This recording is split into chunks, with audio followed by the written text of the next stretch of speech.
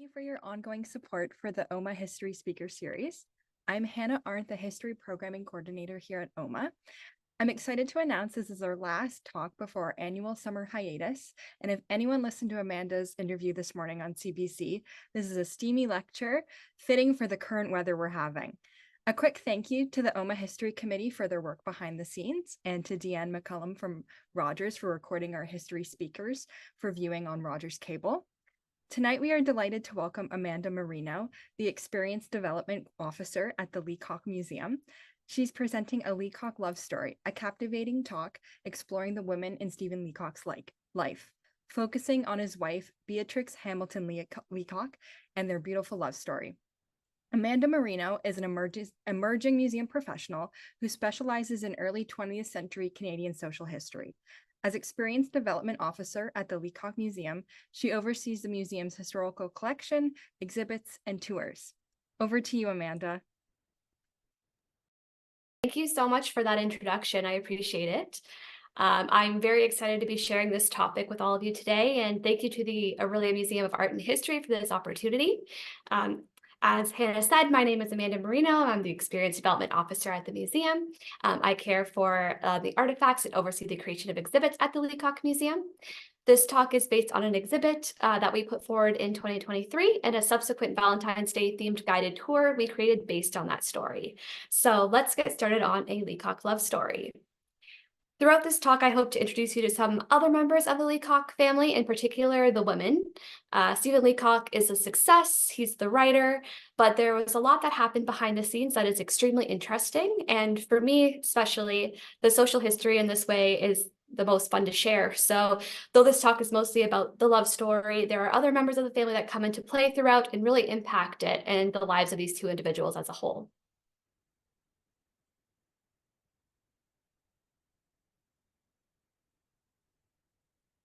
So this is the summer home of famous Canadian humorist and economist Stephen Leacock. This home was built in 1928 and is in the arts and crafts style. It sits on 9.5 acres of land in Aurelia, Ontario, but when Leacock owned it, it was actually 33 acres of property.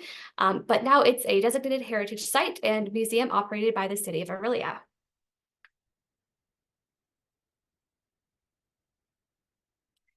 There are 19 rooms within the building, 9 fireplaces, more than 5 gardens on the property, a wooded lot, original limestone pathways, the Swanmar Hall building, which now houses Fair Restaurant, and if you haven't been, you should go. It's delicious, and the historic Leacock Boathouse replica. All of the buildings are accessible to the guests, including the boathouse. As of last year, when we opened the new exhibit inside, we run guided tours to the boathouse daily from Wednesday to Sunday. We are open 10 to 4 p.m. and our guided tours are at 11 a.m. and 2 p.m. daily. If you have visited before, you would know that the museum is a waterfront property and there's a gorgeous view there.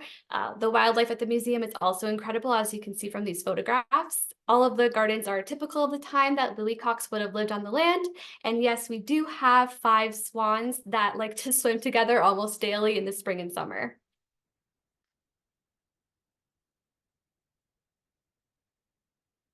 Now, on to the love story characters.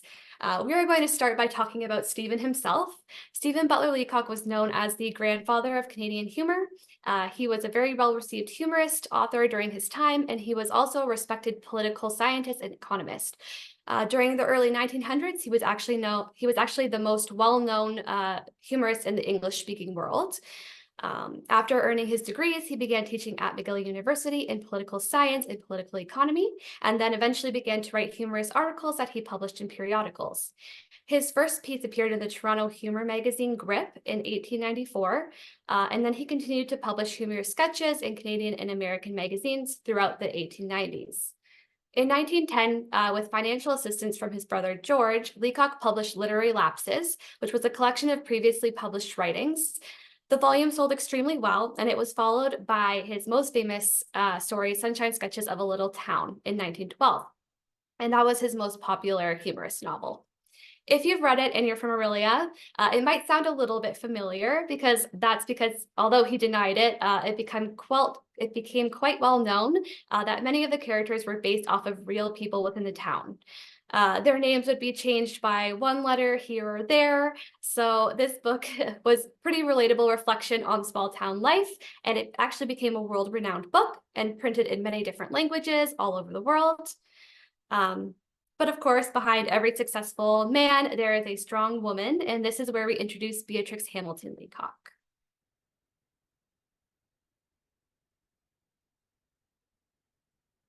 Born in 1879, Beatrix Hamilton Leacock, or Trix, as she was nicknamed, was the loving wife of Stephen Butler Leacock. Beatrix and her family were familiar with the finer things in life. She was actually the niece of Sir Henry Pellet, who built the Toronto mansion Castle OMAH. Her mother, Mary Catherine Pellet, was a very charitable woman. She was known as Lady Santa Claus by the hospital patients she delivered gifts to every year, and this was something that she passed on to her daughter as well. Her father was Robert Hamilton, an investment broker and colonel in an army regiment. Beatrix, she was raised like many other women of her time in her social status. She had lessons, she performed charity work, and she enjoyed partaking in sports and the arts.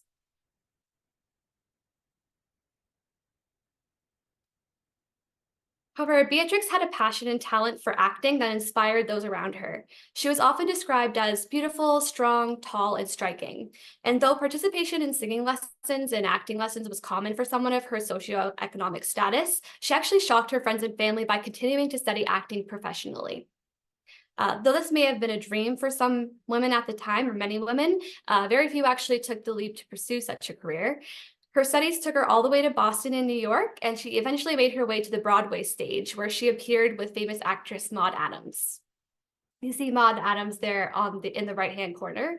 She was a very successful American actress who performed in many J.M. Barrie plays. She was best known for playing Peter Pan in the 1905 Broadway production of it.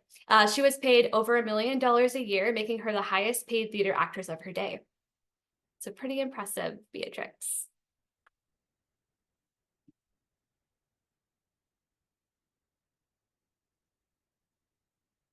I love this photograph of young Stephen. He just looks so different than the pictures that you see of him when he's older, without his dark hair and his mustache. A young Stephen Leacock was often described as boyish and unkempt, in a careless way with tousled sandy hair. Stephen was often described as a ladies' man by his friends due to his popularity among his female classmates. However, he only had one known romance before meeting Beatrix, which he wrote about in some of his short stories. Stephen was actually one of 11 children, and he was born in Swanmere, England. He and his family moved to a 100-acre farm near Sutton, Ontario, when he was only 7 years old. And when he was a child, he and his family loved to be near the water, and he spent much of his time sailing and swimming and spending as much time by the water that he could. This was something he continued into his adulthood and on what he called Old Brewery Bay, which was the property in Orillia. His mother, Agnes Emma Leacock, was a very important part of his life and was a huge influence on him.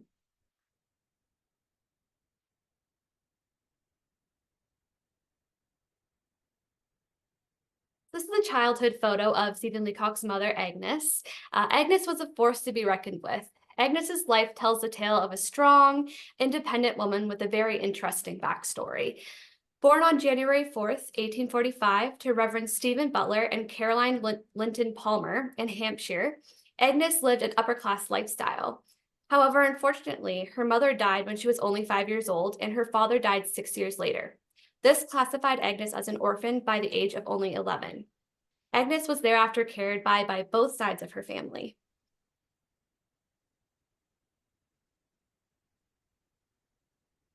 Agnes Emma Butler met Walter Peter Leacock when her uncle brought her to the Isle of Wight in the summer of 1866. Agnes wrote about sneaking away with Peter to go out into the water in his blue boat. Agnes was married to Peter on January 1st, 1867, at the age of 22. The wedding was kept a secret from both of their families, as it was rumored that Agnes was with child at the time of their wedding date. This meant that the wedding was only attended by 2 witnesses and the Reverend J.L. MacDonald at All Saints Church in London. When their family found out about their secret marriage, both of them were shunned from their families and homes.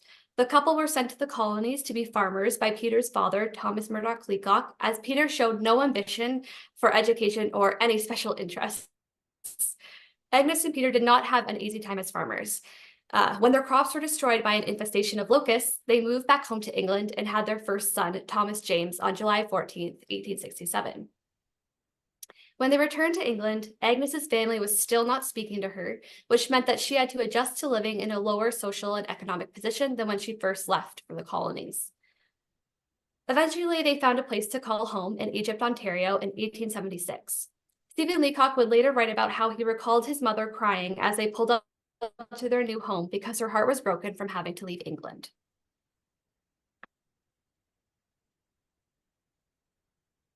Although the Leacock family was very isolated due to where their new home was located, Agnes feared that her children would lose their manners and English customs due to the new Canadian culture. Agnes even took them out of school and attempted to homeschool them to ensure that they would maintain their English customs. In 1883, her three oldest boys, including Stephen, started attending Upper Canada College.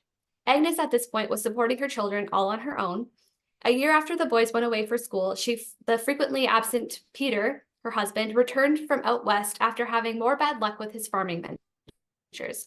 He began drinking and was aggressive towards Agnes and her children. Stephen recalled his father threatening them with a knife, so Leacock fought his father off to protect his family and forced him to leave the property. Later, Leacock found his father at the train station and had threatened to kill him if he ever returned. Agnes was supporting all of her children on her own and was still in contact with her family in England. Stephen stepped up due to the separation. Though he wanted to become an academic and this was a passion of his, he instead took a course to become a high school teacher to support his mother and siblings. He did not enjoy teaching high school at all, but it paid the bills. In 1890, Agnes moved to Orillia and would remain in the Simcoe County area for the rest of her life. Agnes was loved by her children and grandchildren alike. Her children gathered around her frequently, especially in the summers in Sutton and Sybil Point. Agnes's dedication was rewarded in her later years. In Stephen's autobiography, The Boy I Left Behind Me, he wrote that she lived in a network of perpetual correspondence and casual visits from children and grandchildren. Her house a sort of family center, a number 10 Downing Street, reaching out across the continent.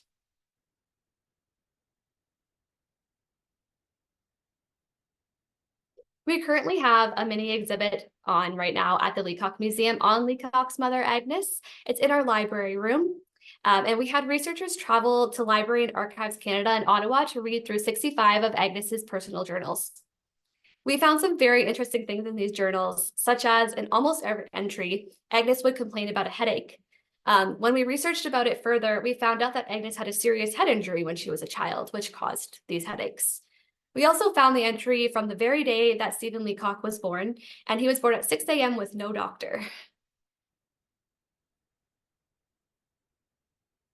So if anyone is interested in learning more about her or seeing the baby cradle that Stephen was actually rocked in when he was a baby, or seeing the family album that we have of theirs, these items are all on display with personal letters written between Leacock and his mother. And the original manuscript of How We Kept Mother's Day, which is a really funny little tale that Leacock wrote in the early days of celebrating Mother's Day about a family who was well-intentioned in trying to treat their mother to a nice day, but as you can imagine, turned out having quite the opposite effect.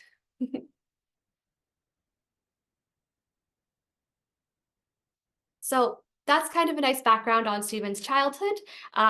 You can see how caring for your mother and your siblings and deciding to become the man of the family would affect you later on in life. So how did Stephen and his wife Beatrix meet? Beatrix Hamilton's wealthy grandfather owned a piece of property near Orillia called Southwood. Beatrix and her mother were the most frequent visitors to Southwood, often spending entire summers there. Stephen and his family also visited Southwood often as they were close friends with the Pellets.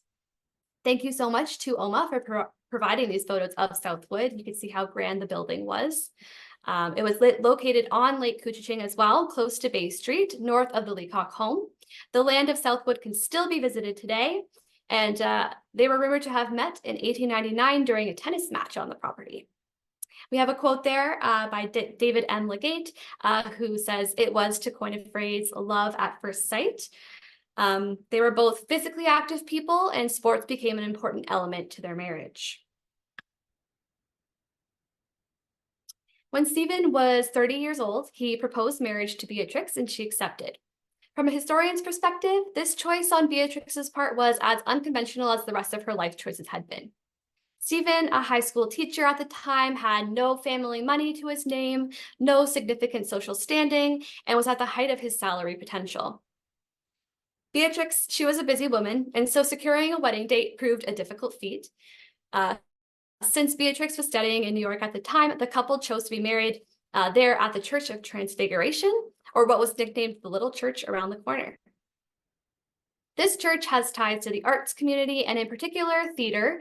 Many household names were married there. Even P.G. Wodehouse's wedding was held at this church, which may have inspired his future musical Sally, which featured his song, The Little Church Around the Corner.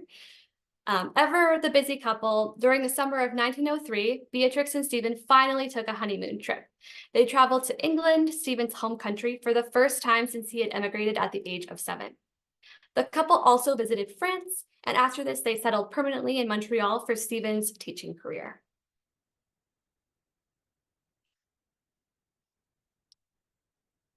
But Stephen and Beatrix wanted to create a home of their own.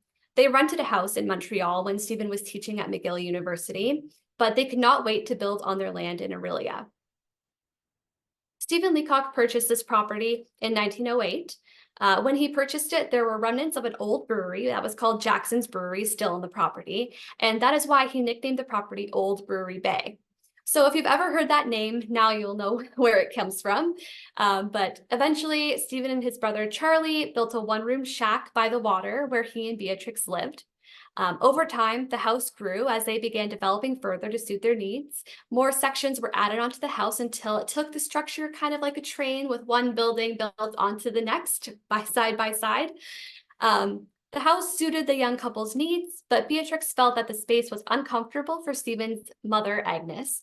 Agnes often visited for months at a time, and eventually Beatrix convinced Stephen to build the house that currently stands on the property. You can see from these photos here that on the picture on the left was one of the original cottages down by the water, and the picture on the right is the house that currently stands on the property.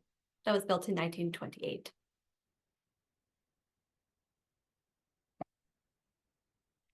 Beatrix helped Stephen with his work and always supported his career. She followed him on his journeys, often accompanying him on lecture tours or moving when he changed careers. If it wasn't for Beatrix's help, Stephen's first novel, Literary Lapses, or first humorous novel, my apologies, would not have sparked Stephen's humor career. With the help of Marion Sandwell, the wife of Stephen's former student and friend, Bernard Sandwell, Beatrix compiled a collection of sketches from Stephen's files. Bernard did not agree with the decision to publish humor, as it might threaten Stephen's budding career as an economist. Stephen went ahead with publishing the collection regardless, to great success. Stephen admired his wife's wit and skill as a homemaker, calling upon her skills when he would entertain guests at their homes. Though sometimes fashionably late for their own events, or sometimes the last guests to arrive for their own events, the Leacocks loved to entertain. The Leacocks would tell stories and jokes to their guests. Friends of the couple remarked how nothing really disturbed them, even if the turkey was finished cooking hours after their guests arrived, which was a common story you can hear about the couple. Leacock was a hard worker, and so when he was spending his summer vacation at Old Brewery Bay, he would wake up bright and early at 5 a.m. and walk out to the boathouse to write his stories for the first 5 hours of the morning before he began his leisure activities. This meant that Stephen kept a very strict sleep schedule. And so when he retired from his guests at exactly 10 o'clock p.m., Beatrix was left to ensure that the guests had a good time. Though often starstruck by the night's guests, because Leacock had some very, very popular friends. For example, he would often host people like Rudyard Kipling, who wrote The Jungle Book, or J.M. Barrie, who wrote Peter Pan, and even people such as America's sweetheart, Mary Pickford, and her husband, Douglas Fairbanks, and Charlie Chaplin and F. Scott Fitzgerald were fans of his. So Beatrix handled every stressful situation with smooth grace, even when being directly face-to-face with celebrities like this. Leacock was once among their fame as well.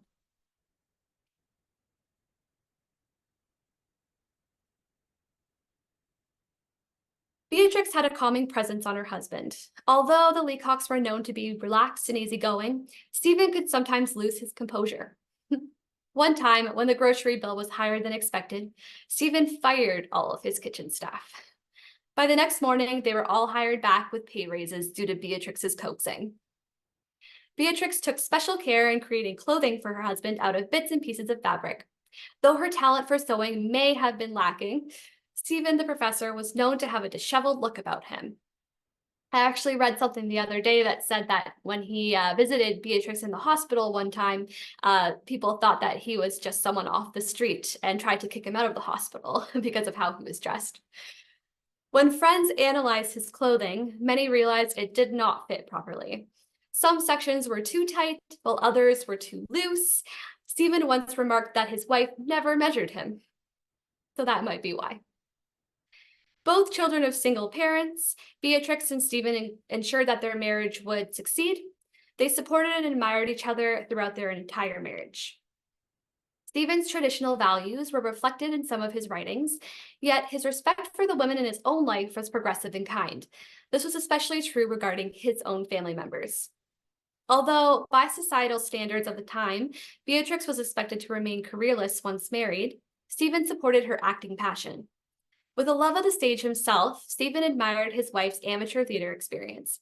Additionally, Beatrix was supported in all of the sports that she did and social endeavors that she took part in before her marriage to Stephen in 1900. Researchers have stated that the Leacock's romance was easy and felt equal. The way he had treated Beatrix continued with his favorite niece, Barbara.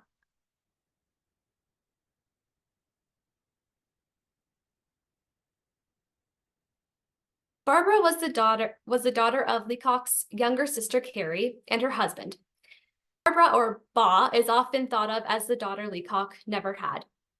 Barbara was offered the chance to live with the Leacocks at their home in Montreal as a secretary, friend, and confidant in return for her tuition at McGill University, where she received her MA in English with a thesis titled Democratic Tendencies in American Poetry of the 19th Century. In the preface to her uncle's posthumous collection, Last Leaves, Barbara describes the experience as a bit like living inside a volcano. There was nothing dull or routine in life. Nonetheless, Barbara became indispensable to her uncle, typing out copies of his handwritten manuscripts, answering correspondence, and packing his bags for his frequent lecturing trips. Barbara remembered her summers at Old Brewery Bay fondly. When she married Donald Nimmo in 1937, it was here on the property that her wedding was held. Stephen spared no expense in providing a lavish reception for the couple. Following Leacock's death in 1944, Barbara continued to be involved in her uncle's legacy, for years writing forwards to his books and advising the Leacock Museum's first curator, Dr. Ralph Curry, as he set up the house to be visited by the public.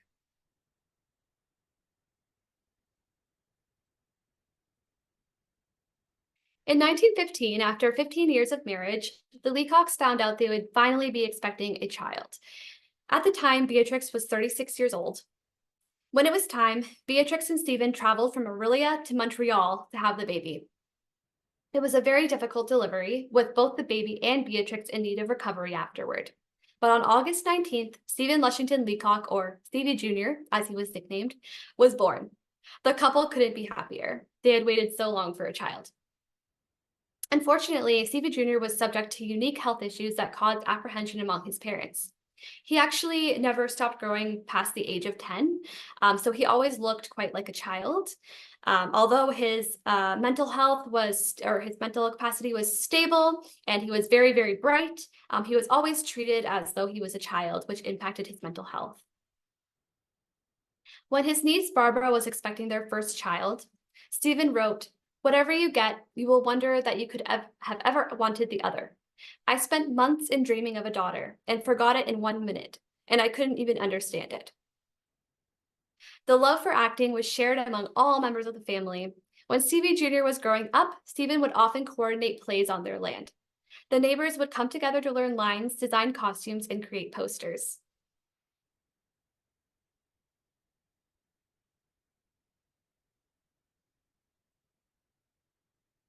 In 1924, the usually energetic Beatrix found herself subject to constant fatigue. Over the next year, Beatrix's health worsened, though her family was not worried enough to seek medical aid. Instead, Stephen took matters into his own hands and arranged a trip to sunny Nassau, Bahamas. In 1925, the family took their usual trip to Aurelia for the summer months. Eventually, Beatrix began to lose weight.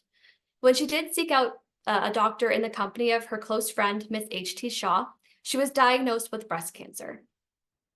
At the time, her condition was attributed to severe injury from a rogue golf ball during the summer of 1924. Beatrix underwent an unsuccessful procedure, and her illness was identified as terminal. Distraught, Stephen sprang to action to find Beatrix the best medical aid he could seek. With the help of his friend Sir Edward Beatty, president of the Canadian Pacific Railway and Chancellor of McGill, the Leacocks took a last-minute ship to England so that Beatrix could undergo an experimental lead treatment for cancer performed by Dr. Blair Bell, which we know now wouldn't have helped. Although Beatrix's chances of surviving the treatment looked bleak, Stephen remained ever so hopeful, and he even had plans to take Beatrix on a trip to the Riviera after her recovery and had her dresses packed for the journey.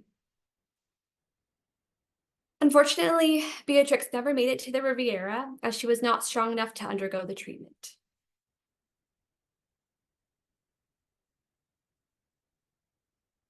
Stephen and Beatrix had been married for 25 years when on December 14th, 1925, at the age of 46, Beatrix Hamilton Leacock passed away. She left behind a distraught husband and a 10-year-old son. She passed away while in England, so Leacock arranged to have her body cremated and returned to Canada. Her funeral took place the day after Stephen's 55th birthday. She was buried in St. James Cemetery in Toronto, though Stephen planned to move her ashes to his family plot in St. George's Church in Sutton. This change never came to fruition. A family friend remarked, "When Trix died, a little bit of Stephen died too." When Beatrix passed away, word spread to Stephen's friends and family. He received many letters and telegrams expressing loved one's sympathy. Among many of the messages was a telegram from Sir Arthur Currie, the first and only Canadian commander of the Canadian Corps during World War I, who was at one point one of Stephen's many students.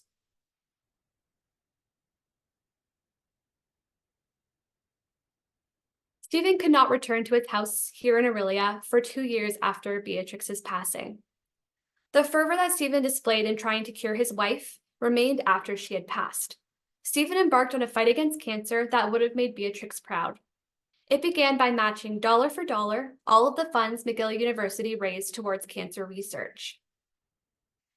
Stephen devoted a portion of every public speaking event to cancer awareness. He even went as far as promoting the death penalty for health professionals who pushed fake or fraudulent treatments. His personal war against cancer never ceased.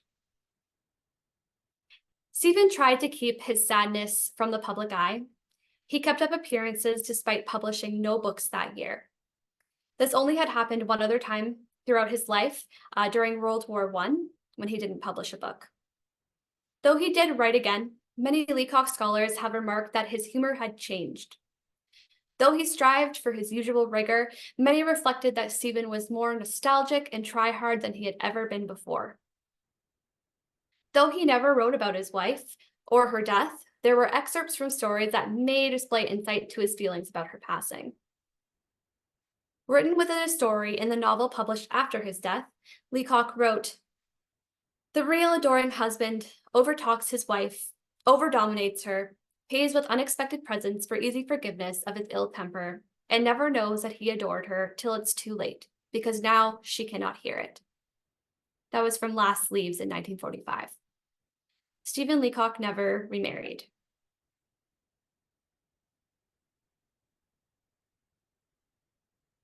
This photograph shows Beatrix posing in her most treasured room in the first house that was built on the property. She's surrounded by her favorite flowers, which were red geraniums. Beatrix was one of the main reasons why the 1928 home that stands on the property today was even built. They had began to make plans for the home in the early 1920s at Beatrix's request, but the house was not finished being built until 1928, 3 years after Beatrix passed. Even though she had passed, Stephen had a sunroom built within the new structure and ensured it was always stocked full of geraniums. To this day, the staff at the museum ensure that the sunroom and the hanging baskets and planters are always stocked with fresh red geraniums, as Beatrix's favorite were the red variety. The photo on the left is of Beatrix in her favorite place in 1925, the same year that she passed away. The photos on the right are of Stephen in his 70s enjoying writing in the sunroom in the current house. These were actually taken by Yusuf Karsh, who was famous for taking photos of many other famous people, pretty much everyone that you can imagine: Audrey Hepburn, the royal family, Ernest Hemingway, Einstein, and Winston Churchill.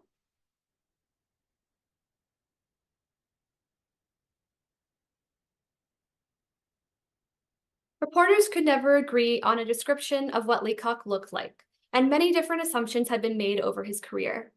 Leacock was described as having a bear-like appearance. He was also described as having kind eyes, disheveled, disorganized. He was described as being energetic and boisterous. However, Leacock was never described as sentimental or romantic. He never wrote about his relationship, and when he wrote about love, it was often in a joking manner, as he wrote humor after all. In the 1990s, the Leacock Museum was undergoing some restoration work in Stephen Leacock's bedroom closet. When removing some trim on a wall, contractors discovered a secret compartment with hinges which contained a series of letters. At first, no one knew why these were hidden in Leacock's closet. Upon reading the letters, curatorial staff realized that these were the last notes sent from Beatrix to Stephen before her death. When Beatrix began to feel ill in early 1925, Leacock was still teaching at McGill and offered to have her and their son Stevie travel to somewhere warm. They decided on the Bahamas, and off they traveled.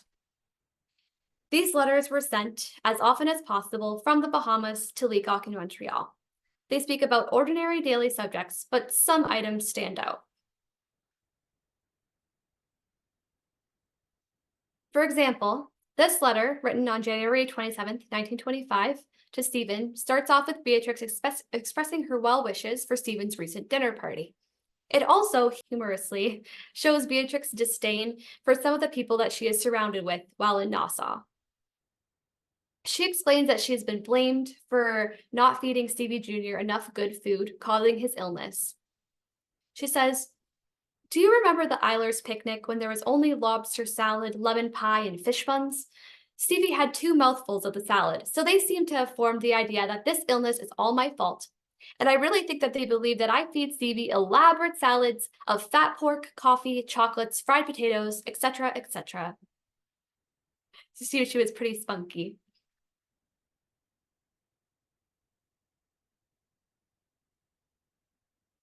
On the left, the letter from February 22nd, 1925, Beatrix expresses her want to be home with Stephen. She writes, "I had dinner with the McLaughlins and we went for a lovely drive through the pine woods. Simply lovely, but I am kicking my heels to get home. Only I can't do it too soon." The letter on the right says, this letter shows Beatrix's feisty side. She says, "You know how long I take to make up my mind, and now that you aren't here, I can have the luxury of taking all the time I like to make up my own mind and changing it as often as I like."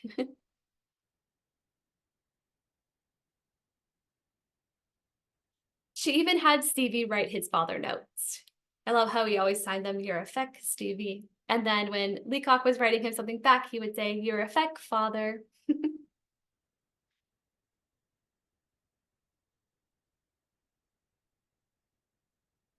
One of the reasons for this talk, and one of the things I discovered while researching this topic, is that people are not always who they put forth into the world or who they portray themselves to be. Writers are not their published books. They do not stay the exact same throughout their lives, collecting dust on a shelf. They're more complicated than that, and sometimes there's a backstory that goes unnoticed, or a person helping to shape the story that hasn't been given credit. And so I hope you learned something new throughout this talk about Stephen or Beatrix, or maybe about Agnes or Barbara.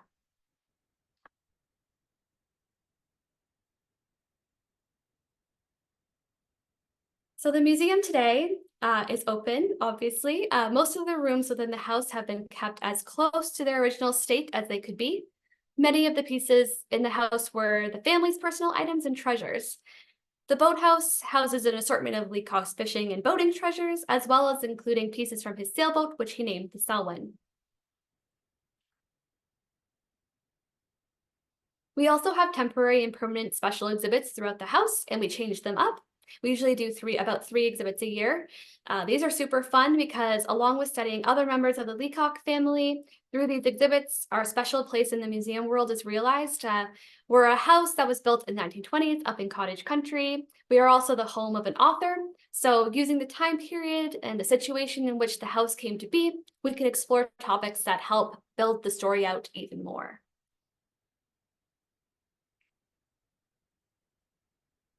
For example, we have a Leacock-centered exhibit coming up this summer about Leacock's green thumb. It talks about a very special piece of fruit that Leacock loved to eat, but that people actually thought was extinct until we found out that he was growing it in his garden all along. We also have a new exhibit coming up in October called Monster She Wrote, and it's all about female horror writers throughout the ages. Includes stories that were very famous, like Frankenstein, but also stories that have been forgotten over time, but were extremely influential to the genre as we know it today.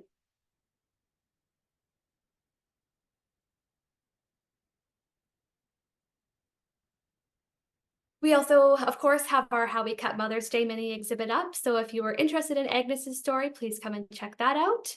It was in the room where Agnes would stay when she stayed in the house. And we have our current exhibit on right now until October.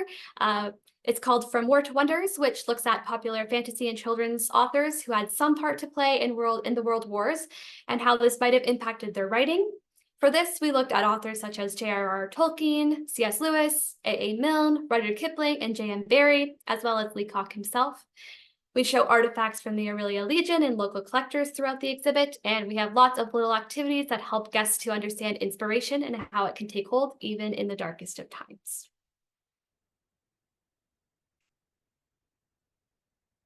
We also have lots of programming going on at the museum, including different tours. Right now, we are doing our Leacock Museum's House and Ground History Tours, which is the entire picture of what happened at the house. It also travels to the boathouse. So if you're interested, please check out our website, leacockmuseum.ca, to book your tour. And we have our very popular ghost walks coming up in October as well. And of course, we have our Leacock Love Story Valentine's Day tour every February. So if you'd like to see some of the areas that I spoke about in the house, this is definitely the tour for you. You will see the closet that Leacock hid the letters in, alongside the sunroom, and many different additional information than what I've shared today. So please visit our website, leacockmuseum.ca, or our social media at Leacock Museum. Keep that updated a lot. And thank you so much for listening to this talk. I really appreciate it. This is a topic that's pretty close to my heart, so I appreciate everyone being here. Thank you. Thanks, Amanda. If anyone has any questions, feel free to write them in the chat or in the Q&A function. I actually had a quick question for you. Do you know where the Leacock stayed in the Bahamas? Oh, that's a really good question. Yeah. I know it was in Nassau. 'Cause Yeah. I know there's like a gated community where a lot of like wealthy people from the West stayed. It was called Lyford Key. And I was Oh. recently there during COVID, and it made me think of that because I know there was like another Canadian like gold miner from the same period that stayed there as well. So I didn't know if you perhaps knew. That's so interesting. I don't know exactly at the moment, Yeah. but I definitely am going to look that up now because It that would has be really like cool. if it was there, that place has a very cool history as well, and the people that have lived there and that still live there today, very like 0.1% Oh tourists. wow, I love that's so fun. I wonder if she had something to do with that. I'll definitely look at that. Okay, so we have some questions. Um, how do I get tickets to the guided tours and other events? Definitely. So you can go on our website, leacockmuseum.ca, and just click on, if you're interested in the exhibits, just click exhibits. If you're interested in our tours, then it would be in our programming and events section. Just click on it and it'll pop up another area where you just type in all your information and you'll have tickets. Another question is, do you know what happened to Stevie Jr. over the years? Yeah, it's something that we're looking more into over time about exactly what happened with him. But I did hear that he studied actually at the University of Toronto in languages. And so he kind of followed his father's footsteps there. He did do a lot of writing that we have in our collection. And then he did pass away in 1974 at the age of 59. Um, does the museum have any more plans to do tea parties? Yeah, we actually do. We're planning hopefully to do some in the fall. So if you want to keep updated on that, we'll definitely be posting it on our social media and on our website. So check that out for sure. They're really fun. So I definitely recommend them. Another question is, did you say Stephen Leacock knew the Pallet family? The Uh, Pellet family. yeah. Yeah, So can the you say some more? Yeah, of course. So Beatrix was actually part of the Pellet family. She was the niece of Sir Henry Pellet, who built Casa Loma. So, as I said, she was kind of used to the finer things in life. But if you know the Casa Loma history, you might know that Sir Henry Pellet did squander away a lot of the family fortune on Casa Loma. So by the time that it got down to Beatrix, there wasn't a lot of family money left over for her. So her and Stephen had a kind of a similar history in that way. Was there ever a definitive diagnosis of Stevie Jr.'s ailment? That's a good question. And one that I don't know the exact answer to. But if anyone does have any questions that I couldn't answer today, if you wanted to shoot me an email at my email is amarino@aurelia.ca. So AMARINO at aurelia.ca. And I could definitely be looking into those for you. I'm just waiting on some more questions. Um, I have another one. Who is your favorite character in the Leacock family? That is a really good question. It's so easy to love Leacock himself just because of his humor, and I'm just constantly reading his books. So you get to know so much about him. But throughout this research, Beatrix is my favorite character. And I think because when I first started at the museum, I was kind of looking for information on her and it was kind of sparse. So, kind of going and digging into things, and you just kind of feel a connection to her over time, just because you're like, oh, I've learned something new, and oh, here's another thing. And then reading her actual letters, it really shows you just how perfect of a match she was with Leacock. As I mentioned, she was hilarious. The things that she would write in her letters, you're just kind of like, she would talk about the people she was staying with, and she'd talk about how she didn't like them, or it's too hot in the Bahamas, and but then she'd turn around and in the same letter she would be just so sentimental, and she would confide in Leacock from so far away through these letters, and so you do get a kind of an idea of her personality. Oh, Bev is saying we entertained Stevie Jr. at our home many times. He gave me my first dog at his island retreat on Rice Lake near Peterborough. The Barbara in the video is the Barbara Nemo. If you would like to talk about Stevie Jr., we may have some info. I believe his condition was caused by a lack of growth hormone. Yes, yes, it was, definitely was. Um, that's amazing. That's so exciting. I would definitely love to talk to you. If you did want to send me an email, I'd love to chat.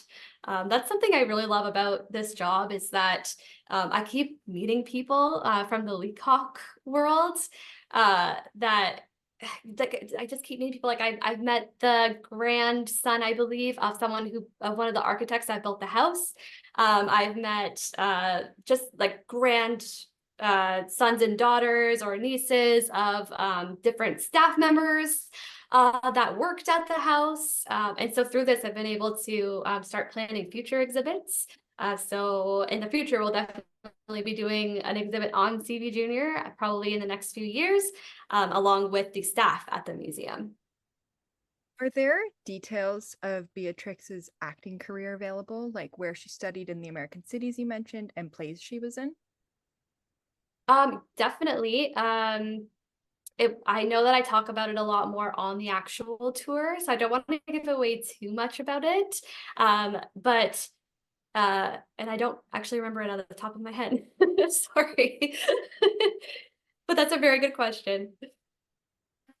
So, how many letters total were found during this renovation?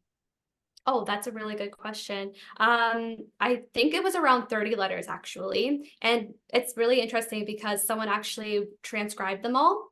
So when we do tours, we lay out the favorites of them. And then we do have the transcription so you can read word for word what she wrote. Um, and also something else about the letters that I forgot to mention in the talk is that most of them are actually written in pencil. And next year they'll be exactly 100 years old. And they've held up amazing. If you saw the slide with the envelopes or any of the slides with the letters, you'll see that the pencil writing is still so perfect. So I just find that amazing, and it really shows the proper storage does for these artifacts. Just going back, I missed a question. Any romantic phrases that you can recall? Um, that's a good one. I know she talked about wanting to come home to him all the time, pretty much in like I'd say about 40% of the letters. She talks about wanting to be home, not wanting to be in Nassau. She talks about not feeling well. And so in those little sections, they definitely seem more personal. Oh, another same woman says Leacock is my great great uncle. My grand Oh, his thank nephew. you for being here. If no one has any more questions, I might hand it back over to Trish. Evening, everyone. Thanks for joining us this evening.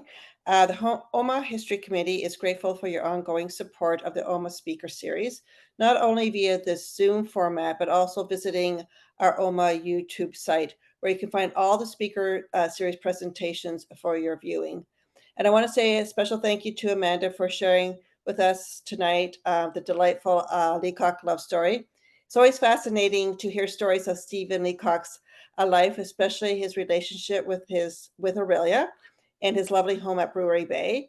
And it was especially delightful to hear you speak on the special, very heartwarming love story, between Stephen and his wife Beatrix. And as Hannah mentioned earlier, you were interviewed by the CBC Radio on this very topic recently. And it's very exciting to see this story in the Leacock Museum and his legacy receive further exposure to a broader audience in Canada. So, congrats. That's really exciting to hear. So, Thank thanks you again. so much. Thank you for having me. Oh, our pleasure. Thank you so much.